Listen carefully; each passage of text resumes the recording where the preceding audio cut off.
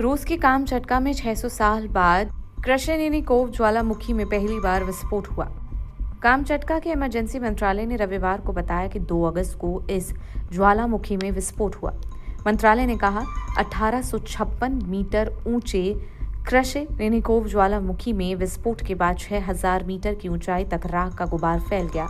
इसके चलते इस इलाके का एयर स्पेस बंद कर दिया गया है। वैज्ञानिकों का मानना है कि इस विस्फोट का संबंध 4 दिन पहले रूस के कामचटका आइलैंड में आए 8.8 तीव्रता के भूकंप से हो सकता है, जो दुनिया का छठा बड़ा भूकंप था।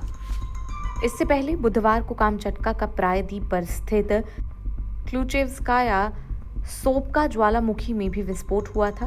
सोपका ज्वालामुखी यूरोप और एशिया में सबसे एक्टिव ज्वालामुखी है।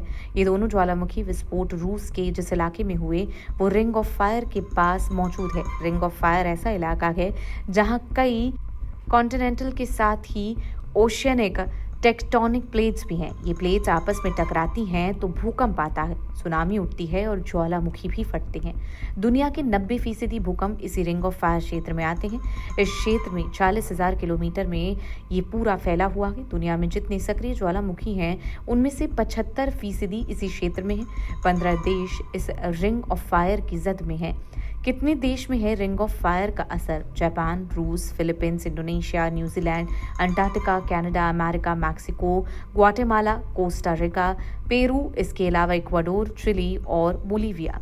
बुधवार को आया भूकंप दुनिया का छठा सबसे शक्तिशाली भूकंप था। इसके बाद रूस, अमेरिका, जापान और चिली समेत कई देशों से सुनामी की चेतावनी सुनाई दी। जापान ने अपने फुकुशिमा परमाणु रिएक्टर को खाली करा लिया था और टोक्यो में करीब 20 लाख लोगों को घर खाली करना पड़ा था। अब उसके बाद ये ज्वालामुखी कहीं ना कहीं लोगों को डरा रहा है और इसका पूरा संबंध कुछ दिन पहले आए अर्थक्वेक से ही माना जा रहा है। रूसी इमरजेंसी मंत्रालय ने ऑरेंज एविएशन कोड दिया है, जिसका मतलब है कि विमानों के लिए खतरा है और अभी एयर स्पेस बंद रखा गया है, क्योंकि आप तस्वीरों में देख सकते हैं जिस तरीके से धुएं का गुबार उठ रहा है उसमें अगर कोई विमान फंस जाएगा तो ना उसको कुछ नजर आएगा और अंदर मौजूद लोगों के लिए भी बेहद खतरा हो सकता है। इसीलिए एयर स्पेस बंद किया गया है और यहाँ से कोई भी उड़ानें अभी फिलहाल नहीं चल रही हैं। और आपको ये भी बता दें कि आपको जानकर हैरानी होगी कि 600 साल बाद ये ज्वालामुखी फटा है, यानी कि इसमें विस्फोट हुआ है।